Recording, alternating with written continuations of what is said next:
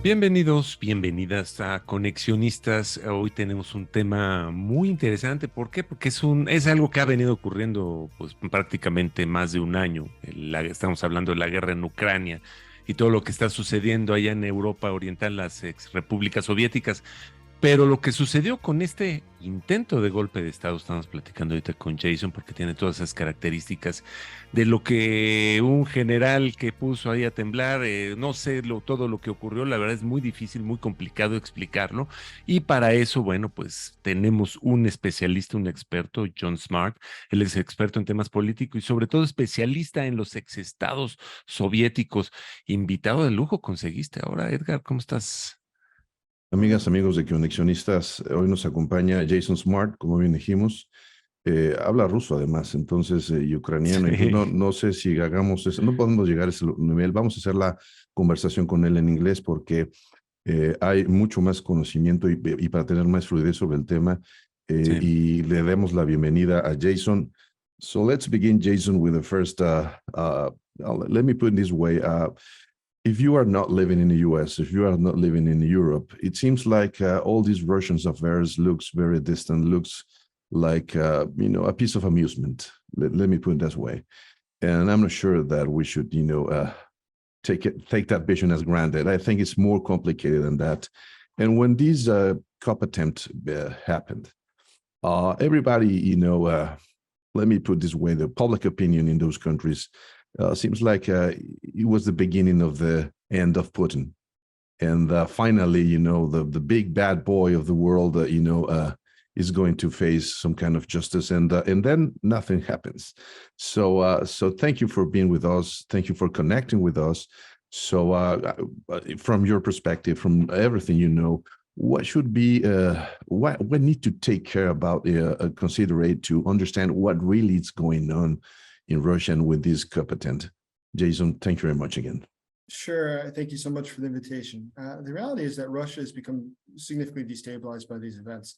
And I think that's something that's quite easy to see for a few reasons. One, if we look at what's happening within the military, there's a lot of loss of faith in the leadership following this because, look what Prigozhin did. He'd collected a group of people who were essentially mercenaries. I mean, there were a lot of prisoners and things like this who they emptied from the prisons to come join the war effort. Those prisoners were offered to, after 6 months of service in Ukraine, to then be set free. So a lot of murderers, rapists, and bad guys. But okay, so they were in the military serving alongside the Russian military. And one day, Prigozhin decided he was going to turn against the Russian state. I mean, obviously it was planned. It wasn't quite literally just over the course of a day. But how did he do so? So he crossed from Ukraine into Russia and then moved to the city of Rostov. But in that, we saw a breakdown of the Russian security system. But what do I mean? Well, he crossed the borders. That means already the border guards were able to stop him. The local police didn't stop him. The national police didn't stop him. The National Guard did not stop him. The military checkpoints did not stop him. The military units he encountered from Russia did not stop him. The generals of the Russian military who he encountered did not stop him. They talked to him. They sat and talked to him. They did not order, airstrikes to destroy him or kill him. Rather, they just sat and drank coffee with him. And the FSB, the intelligence service of Russia, failed. The GRU, which is the military intelligence, obviously also failed in being able to stop this. So we can say systemically there's a huge failure, but probably the most worrisome for Putin is that the people of Russia didn't stand up against this. Initially, they were obviously very confused when he rolled into town with tanks. But thereafter, just the videos speak for themselves from Russian Telegram channels. So it's not propaganda. You can see the local Telegram channels, what they're saying, where the people are bringing food to the people from Wagner Group. They're bringing water to these people. When they finally left, the people were protesting against the police. The police were returning and told the police to leave. They didn't need them anymore. So it was a pretty shocking upset for Putin. And just yesterday, there's a guy named Igor Strokov. Girkin is his real last name. He was a major figure in the 2014 invasion of Ukraine. He's a former Russian intelligence officer, has probably 900,000 followers on Telegram. So he's significant. He has a significant influence in the society, and he is a hardcore Russian nationalist. He said that the failure of the Russian government to address this coup attempt is so significant that he thinks that the next time there's a significant loss for Russia on the front against Ukraine, that the soldiers would turn against the government. And there's a chance that then a new coup attempt would happen. They said at that point, there will be nobody who sides with the Russian government any longer. Because look, when you have such failures as the ones I just addressed, when Prigozhin entered the country, Shoigu, who's a minister of defense, was not replaced. The deputy minister of defense was not replaced. The minister of interior was not replaced. The head of the police was not replaced. The head of the border guards was not replaced. Instead, they all got medals for their work. And so if you're a Russian soldier, you look at this and you say, what incredible weakness to be displayed. And then they give medals for it. Right. You say they should be punished, not rewarded. Oh, I didn't know it. So it seems like Putin has not the strong hold on the military and the intelligence system as a whole as we suspect. So is he really weak? I think he is, I mean, substantially weaker than he's ever been, for certain. Okay. Look, Prigozhin right now was told to go to Belarus as part of the trade-off. You recall the Belarusian dictator Lukashenko said that, you know, we'll invite Prigozhin here if he doesn't attack Moscow. So he's supposed to go to Belarus. But we saw this private business jet flew to St. Petersburg, and he was in St. Petersburg for two or 3 days, walking around freely, going to his office and everything else. This guy just attempted an armed overthrow of the government. And the Russian state was unwilling to arrest him, to detain him, and allowed him to walk around the second biggest city in the country. So yes, I mean, it's a sign of great weakness in the national government. So let me.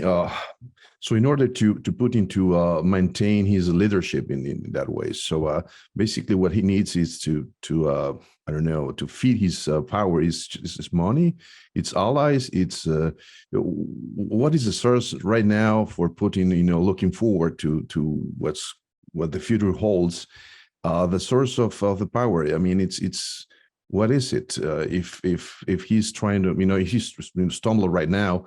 So what do you see about that? Well, you know, I think it's important to note that Putin's power base is that Russia is essentially a mafia state. The interaction between the intelligence service, the military, and the government, and the actual mafia is pretty clear. I mean, there's a reason that, you know, Wagner Group has historically been guarding gold mines in Africa and other mines. It's not because there's a strategic state interest. It's because the state serves the private sector. The private sector works with the government. That's why the private sector has the ability to receive intelligence reports from the government, is that they're all in cooperation, because ultimately the money flows up through the intelligence service till it reaches Putin and he gets his percentage. I want to ask you something about similitudes with the past. You know, we are in a place like 1917, where the revolution began, and there was the First World War. They were fighting the soldiers, and they started to leave the trenches to go back home. Do you see something like that happening? Yeah, actually, it's a really good analogy, and a lot of people have made that one recently, and yes, I do. And I say this because, just sincerely, if you look at this is not normal in warfare. To see that the number of people who are just unwilling to fight any longer. Ukraine's advances recently, yes, can be credited on the fact they have Western weapons and things, but more than that, we see the lack of willpower on the side of the Russians to fight. The number of videos that have come out just in the last 2 days of Russian soldiers saying they've taken away our arms and they're telling us to go clear minefields with our bodies. It's worrisome. So I could see why people are no longer willing to fight for the government. And there's a total breakdown, and it's coming. I mean, it is. Listen, I've studied Russia for 20 years, and by far, this is the most extreme situation that I still cannot believe is happening. It's the most bizarre thing I've ever seen in my life, quite literally. Yes. Other thing, it's about multiple ethnics and republics inside Russia. What's going to happen? They're going to try to make some kind of independence fight. They're going to declare their independence. What's going to happen with all the minorities then feel displaced by the Russians? Well, that's a good question. So there are a lot of different ethnic groups in Russia. It's an incredibly ethnically diverse country. And so one of the things that we see, though, is in this war, one of the most affected groups have been people like from Buryatia, who are traditionally Buddhist, Asiatic Buddhist. You have a lot of people from Dagestan, they're Muslims. And these people are the ones being sent in well disproportionate numbers to the front. So there's a lot of drafting is coming from there to the military. If I remember the statistic correctly, somebody from Buryatia is 65 times more likely to die in the war than somebody from Moscow. And the reason for that is that there was an intentional decision to use the poor classes, and I think minority classes, the non-white Russians, non-Orthodox Christians, to send them to the front because they don't have any agency. Their ability to affect change is non-existent. Because they're poor and they're out in the middle of nowhere, nobody's going to miss them. But if you take people from Moscow, then it can be noticed in the larger population. Now let me try to see the international aspect or consequences about this weakness of Putin, policy or politics. Where do you see the consequence first between the balance, of course, the leadership of the U.S. regarding China, if there is somehow this going to affect that kind of equilibrium or not, or it simply doesn't count, and this is just a particular issue that is going to resolve internally, probably. Mm-hmm. And second, of course, the dynamics between the relationship between the U.S. and Europe. Because as we know, the dependency of Germany of the Russian gas and all that stuff that for sure you know quite well. So what are we going to see regarding international dynamics in this power balance? So that's a good question. I think that one, China has not been helpful to Russia as Russia had hoped. Even during the Prigozhin events, Russia did call, Putin directly called his counterparts in China, Iran, a number of countries. Iran and China both said that it's an internal affair of Russia and we will not intervene to help you. Which is significant. He definitely counted on Iran and China to help him. They're not willing to. The only countries that expressed very strong support were Venezuela and North Korea. Outside of them, which really don't have ability to do anything to help Russia, but they expressed their ability or their willingness to. There was not strong. So I think China, though, is obviously looking at this. It's currently buying rubles at a rate, or is aimed to buy at $200 million worth of rubles per month in order to prop up the Russian value of its currency. Russia's currency has lost 45% of its value in the last 6 months. It's about 75% in the past year. Yeah, I mean, just on Friday alone, it was about, I want to say it was 86 when it opened to the dollar, but then it got to 89.5 to the dollar in the course of a couple hours. Then it plateaued for a few hours, then dropped down by 3 rubles a dollar. Why was that? Because the central bank of Russia had to invest hundreds of millions of dollars worth of currency or buy up, rubles, in order to prevent for the hyperinflation to take place. Any impact on Latin America? I don't see how, but probably you have some clues about what's going on, if there is any impact in Latin America. I think there will be an impact in Latin America, and how it will probably be more indirect. In the short, in different fashions. How? All right, let's look at this.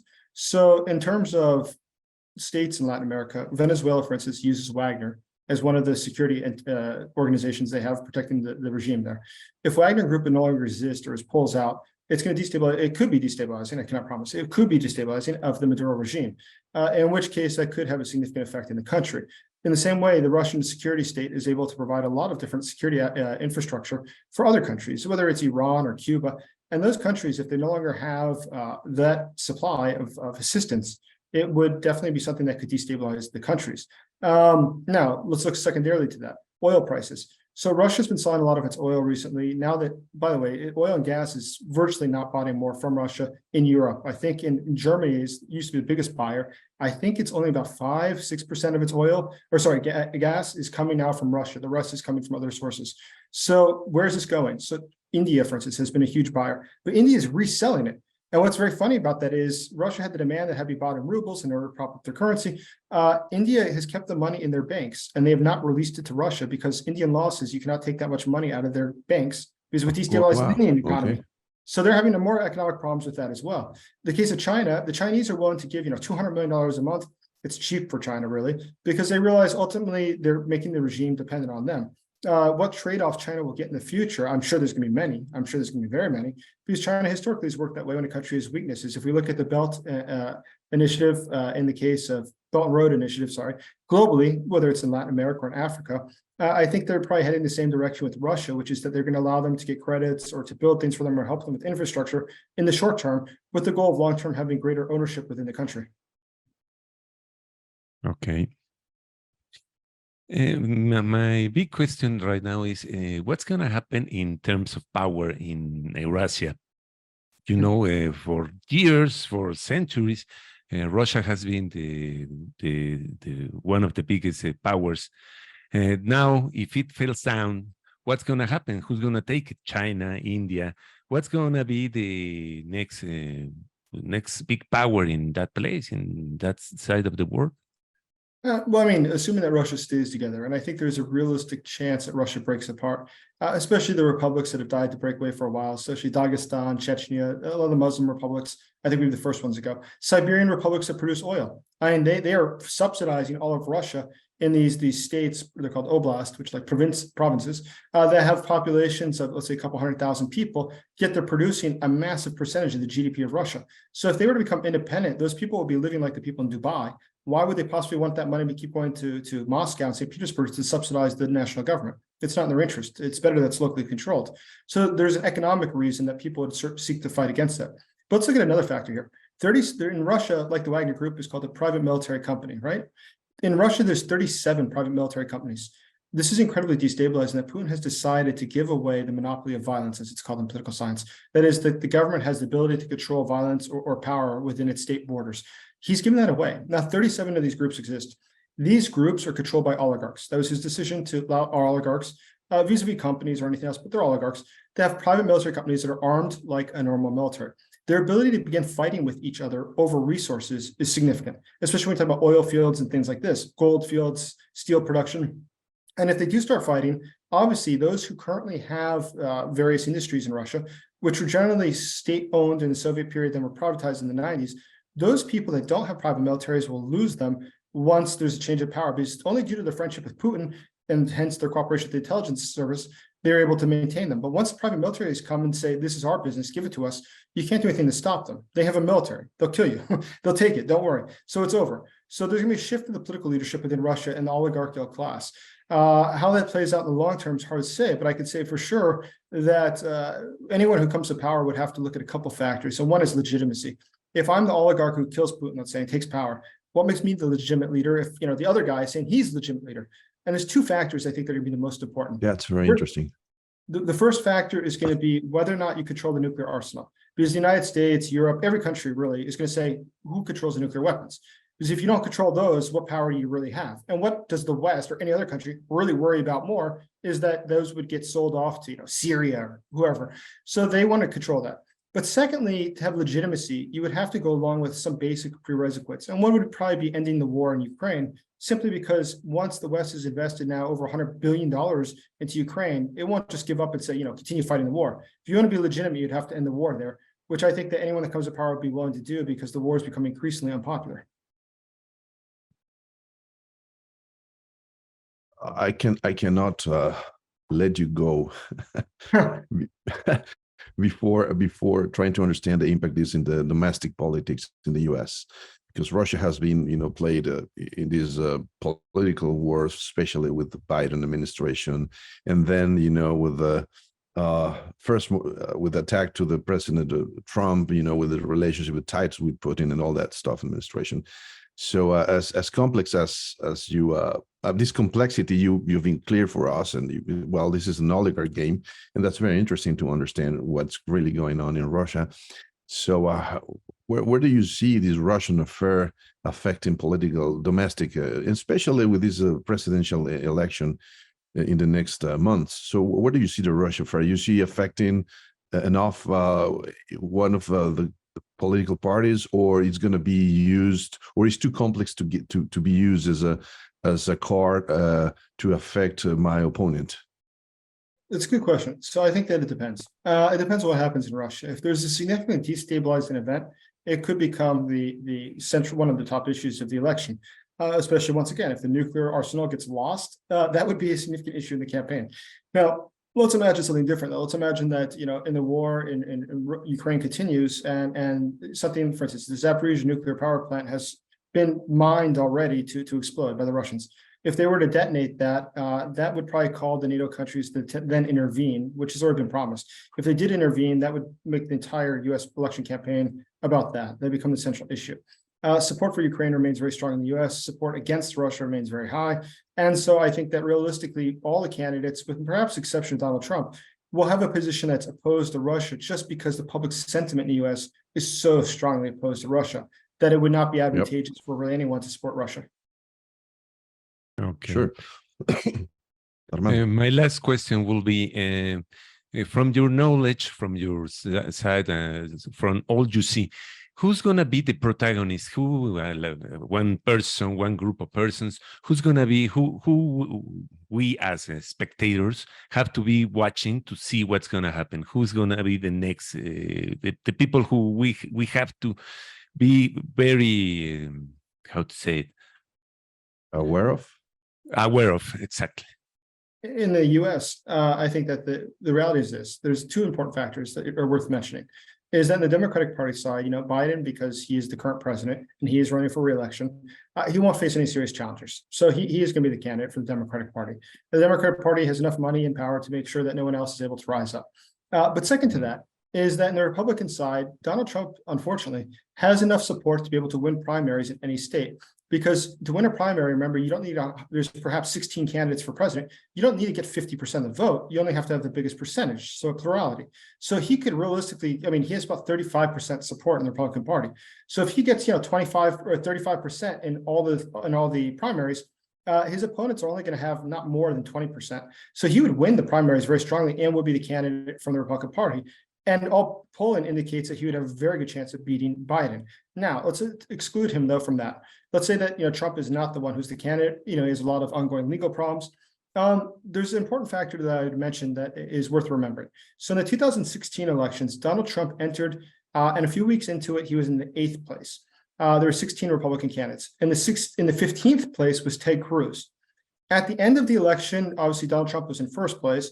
And at the end of the primary, second place was Ted Cruz. So they went from 15th and 8th place to second place and first place. So time will tell. It's something this early. Everyone's talking about DeSantis and stuff. Historically not. Those who are the most popular at the beginning, their popularity will drop off by the time that the primaries come because all the candidates are attacking them and all the press is attacking them. So ultimately, the guys who come in later will probably do the best.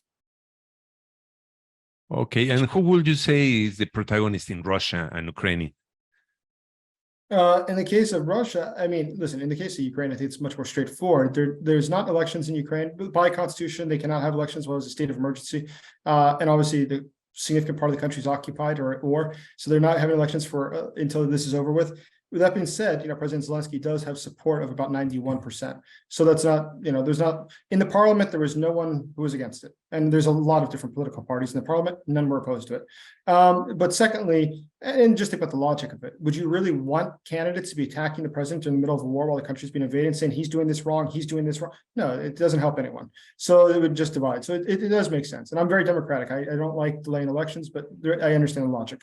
But in the case of Russia, the major forces that oppose Putin are this. There's really three groups. So the most famous one in the West is a guy named Alexander Navalny, who has his anti-corruption organization. Navalny's group, who I've not been a supporter of, is one that is historically been strong. Navalny's currently in prison. He is a political prisoner, but his organization doesn't have a lot of strong support nationally. It's decreased over time. The second group are those who are the liberal Democrats, let's call them. That's Garry Kasparov, who's the world's greatest chess player.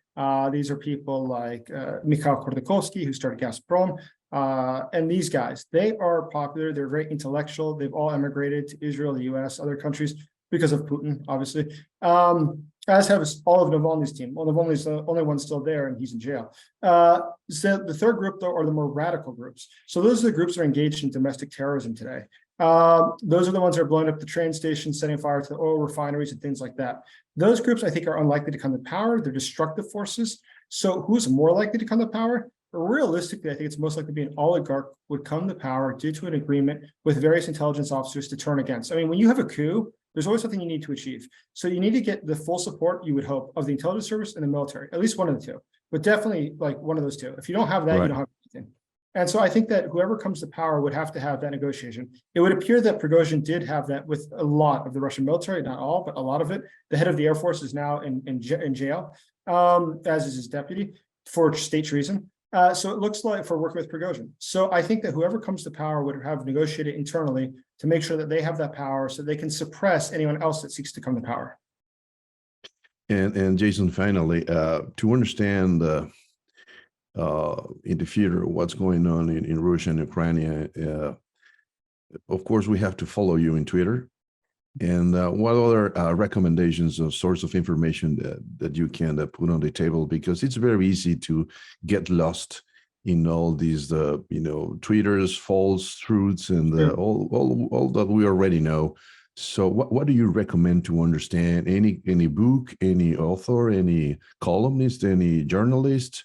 Of course, first we need to follow you in Twitter, and after that, what are your recommendations? I would not have recommended my own Twitter, but thank you. I appreciate that. It's funny is I only started using Twitter last year. And the only reason I started doing it was because I was translating text from Russian and Ukrainian to English for my friends and sending it to them directly in WhatsApp and things like this. Okay. And they said, But why you're inundated too much information, put it on Twitter so everybody can read it. And sure enough, now it's got 85,000 people reading it. So so it's I guess some people do enjoy it, and I'm happy to see that.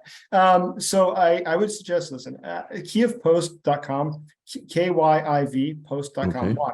Not only because I write with them, but because really they are located in Kyiv. It's in English language. They translate a lot of the top stories from Russian as well as from Ukrainian to English.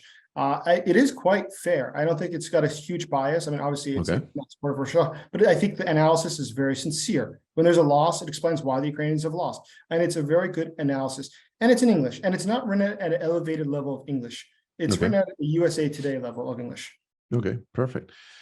Well, I think we have a better understanding of what's going on. Yes. And I really appreciate your time and your kindness to open this conversation to another audiences, especially in Mexico and Latin America, that probably they have little, understanding of what's going on there. So thank you very much, Jason. I really appreciate your time, and we hope we can reach you if another, especially incident happens in Russia or elsewhere. I mean, I understand you are very well informed about everything else. So if you have the time, we will reach you. Thank you very much. Thank you. I appreciate it very much. Thank you, guys.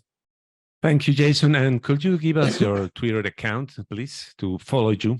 Sure. It's at OfficeJJSmart. And so it's at OfficeJJSmart. Thank you very much. Any other media we can follow you, or just that Twitter? I'm on Facebook as well, Jason J. Smart. So just look for me. I'm the only one in the world. Nice. Perfect. Muchas gracias, Jason. Muchísimas gracias. Thank you very much. Ten buen día. Y nosotros somos Conexionistas MX, nos encuentran en Twitter y en Facebook, en YouTube somos Conexionistas México y en Spotify nos encuentran como Conexionistas, así nada más. La música es de Alejandro Sabo, ahorita lo encuentran en YouTube, y el diseño es de Sofía Reynoso. A ella la encuentran en Facebook y en Twitter. Muchas gracias, nosotros somos Conexionistas.